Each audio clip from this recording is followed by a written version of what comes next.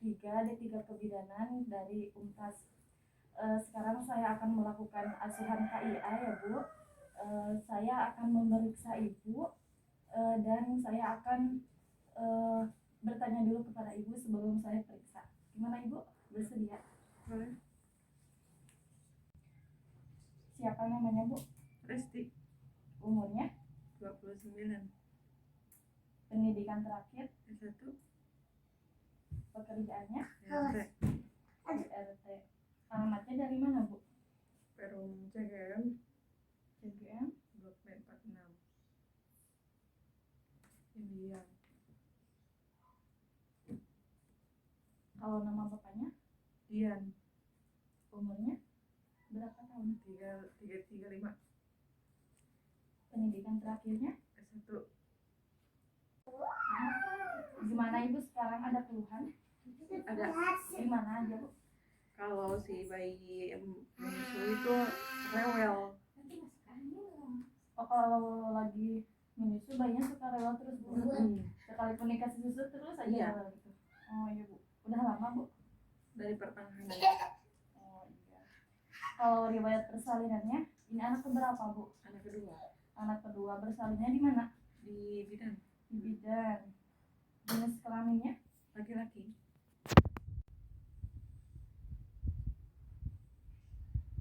Kalau pola kebiasaan sehari-harinya gimana Ibu? Sudah bisa melakukan aktivitas sehari-hari belum? Udah biasa, udah normal. Udah bisa. Kalau Ibu BAK atau BAB udah tidak ada rasa takut lagi atau masih ada takut gitu Bu? Udah nggak takut lagi, biasa aja. Oh iya, bagus ya Bu. Kalau nutrisinya gimana Bu? Makan berapa kali dalam sehari? 2-3 kali, kadang lebih. Kalau minumnya? Cukup lah 8 gelasan. 8 gelas. Suka mengonsumsi susu Bu? Suka. Susu ASI gitu, buat ASI? Suka. Kalau menu makanannya suka makan sama sayur gak? Sayur-sayuran daging kayak gitu? Iya. Suka? Sayur, daging kayak gitu, protein. Kalau eliminasinya Bu, BAK-nya berapa kali dalam sehari? Sehari paling sekali cukup lah. 1 kali? Kalau BAK-nya? Oh maaf, buang air kecil. Iya. Buang air kecil paling bisa kehitung 2-3 kalian lah. Oh iya. Kalau BAK paling sekali sehari. BAB mungkin ya Bu? Iya benar. Kalau pola laktasinya Bu, Ibu suka ngasihin ASI Ibu ke bayi berapa kali dalam beberapa jam gitu Bu? 2 atau 3. 2-3. Kalau bayinya rewel terus atau nangis terus, Ibu suka ngasih ASI Ibu gak ke bayi? Tetap ngasih, cuman dilepasin dulu biar agak tenang dulu lah dianya. Oh, iya Bu. Perasaan Ibu gimana nih ketika menyusui Bu? Maksudnya perasaan gimana ya? Perasaan kan Ibu tadi kesusahannya Bu, kesusahan dalam ngasih ASI ke bayi, soalnya bayinya ketika dikasih susu kan rewel ya Bu. Nah Ibu gimana tuh perasaannya? Apakah ada stres atau kesusahan di mana gitu? Ya, perasaannya pastilah. Jadi kadang khawatir juga gitu, apa si anak kesakitan atau apa gitu. Nggak tahu juga rasanya kayak gimana. Kalau perasaan Ibu ketika bayi lahir tuh gimana Bu? Ketika bayi lahir ya, ketika bayi lahir perasaan Ibu gimana Bu? Sedih lah, sedih senang gitu, bukan sedih karena campur-campur ya Bu? Iya. Senang, sedih. Senang ya Bu, senang sampai sekarang bayinya sehat juga. Alhamdulillah. Ya, mungkin hanya itu Bu yang bisa saya tanyakan. Selanjutnya saya akan melakukan pemeriksaan fisik kepada Ibu. Gimana Ibu bersedia? Boleh.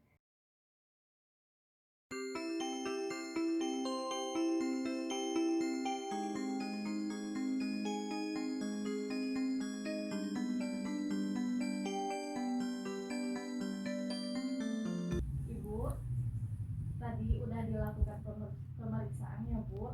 Alhamdulillah hasilnya bagus. Cuma tadi Ibu mengeluh kesulitan ya Bu dalam menyusui bayinya tetap rewel.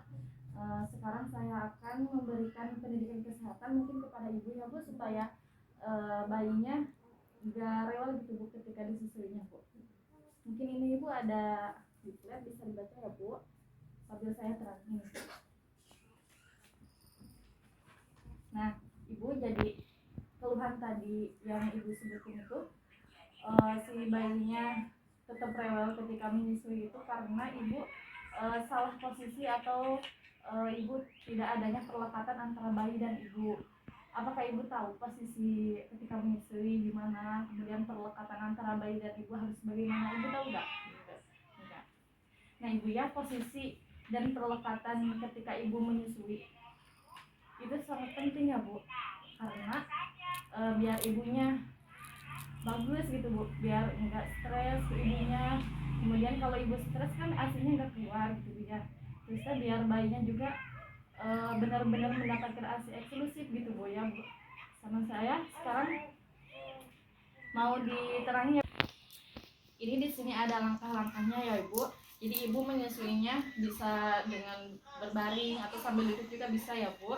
Tergantung Ibu kondisinya, misalkan Ibu lagi capek, Ibu bisa menyusui bayi Ibu berbaring gitu Ibu ya. Kemudian bayinya diletakkan menghadap perut Ibu. Terus bayi dipegang dengan satu lengan, kepala berada di lekukan siku ya Bu, kayak gitu. Itu udah bener ya Bu. Di sini Ibu ada macam-macam posisi menyusui ya, Ibu bisa pilih sesuai keinginan Ibu dan kebutuhan Ibu. Di sini ada cradle hold Bu, yaitu posisi memang prinsip awalnya yaitu perut ketemu perut, yaitu perut bayi itu harus menempel ke perut Ibu gitu Bu ya. Kemudian posisi ini juga cocok dilakukan ketika Ibu misalkan lagi di luar ya Ibu, lagi di luar. Kemudian misalkan Ibu juga pengen ngatur-ngatur posisi Ibu gitu Bu. Jadi Ibu bisa duduk sambil perut itu harus ketemu bayi, biar posisi bayinya enakin gitu Bu ya, bagus. Kemudian yang kedua ada cross cradle, yaitu posisi menyilang. Ini hampir sama yang kayak tadi. Misalkan Ibu lagi menyusui adik yang pakai payudara sebelah sini ya Bu. Kemudian payudara Ibu sebelah kiri itu udah kosong. Nah Ibu mau kan harus dikosongin dua-duanya ya Bu, biar produksi asinya lebih banyak. Nah Ibu jangan membalikan langsung si adik gitu Bu, tetapi Ibu bisa menggeserkan langsung ke sebelah kiri Bu. Boleh dicoba Bu. Nah misalkan Ibu yang ini udah habis ya Bu asinya, nah langsung aja geserkan ke sana. Nah gitu ya Bu, biar nggak mengganggu kenyamanan bayi juga. Kemudian Bu, yang ketiganya side luing. Ini cocok banget digunakan misalkan pada malam hari atau ketika Ibu pengen istirahat ya Bu. Jadi side luing itu Ibu menyusui bayi bisa sambil tiduran gitu Bu ya, bisa sambil tiduran. Kemudian selanjutnya ada football flat hold, yaitu posisi mengempit. Nah kalau posisi ini Bu, biasanya dilakukan oleh ibu yang SC. Kalau posisi mengimpit gini kan nggak ketemu perut ya Bu, nggak ketemu perut, soalnya kan di perutnya ada SC gitu Bu ya. Kemudian ada lay back, yaitu posisi semi duduk. Nah Ibu mungkin waktu melahirkan ya Bu di bidan Ibu melakukan IMD ya. Nah Ibu ngasih ASI ibunya walaupun belum ada ya Bu,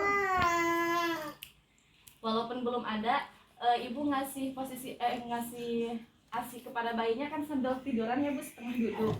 Nah itu namanya posisi semi duduk, bayi.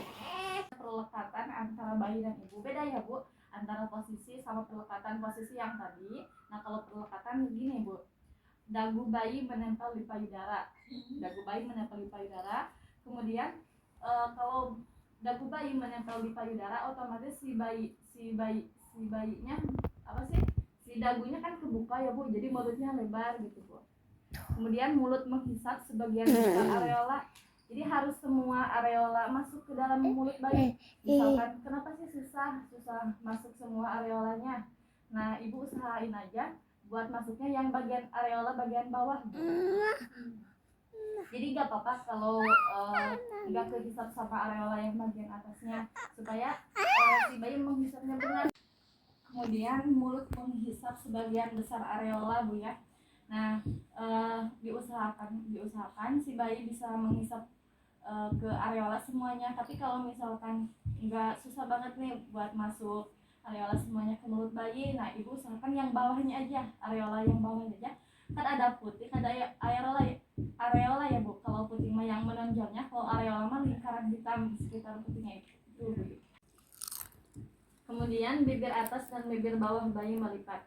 Ketika bayi membuka mulut lebar-lebar ya Bu, kan menempel, otomatis kan si bibir bawahnya kelipat gitu, sama bibir atasnya juga kelipat gitu. Nah jadi kalau misalkan si bayi lagi nangis nih, kan mulutnya lagi membuka lebar ya Bu. Nah itu tuh kesempatan buat ibu langsung memberikan ASI supaya areolanya kebuka semua gitu Bu.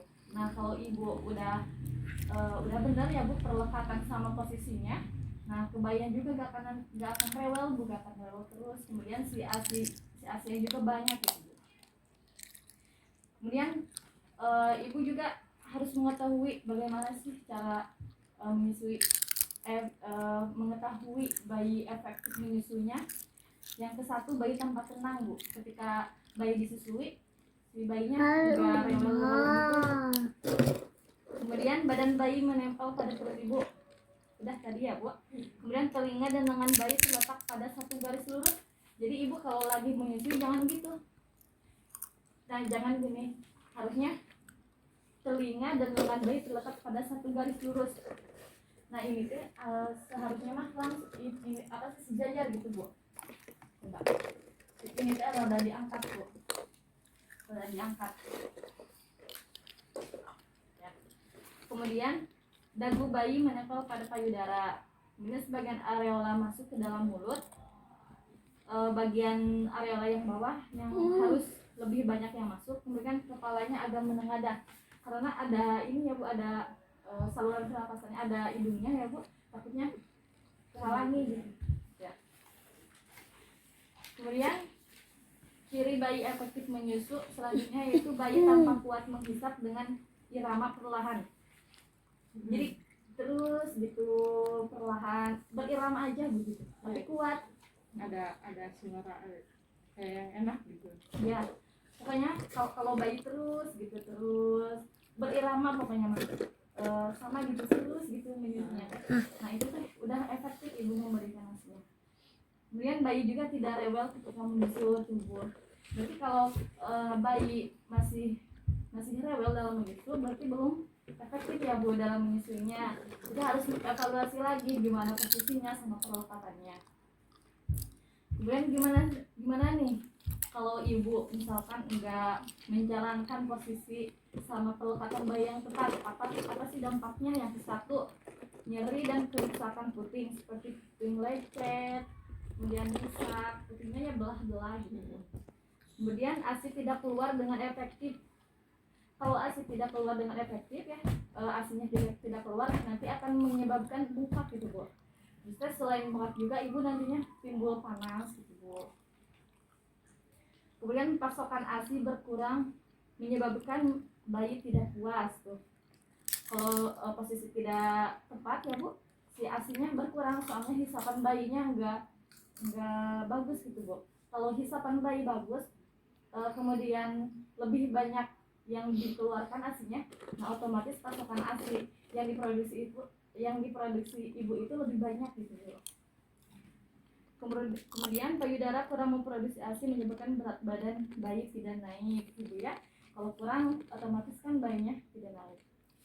Begitu mungkin ibu ya pendidikan kesehatan dari saya. Gimana ibu mengerti? cukup dipahami. Ada yang mau ditanyakan? Ya. Semoga ini membantu ya Bu, bayinya tidak rewel. Dan ini bisa dibawa pulang sama ibu ya Bu untuk dilihat-lihat lagi, takutnya lupa gitu Bu ya. Ya ibu mungkin segitu dari saya. Terima kasih atas waktunya Bu. Assalamualaikum warahmatullahi wabarakatuh.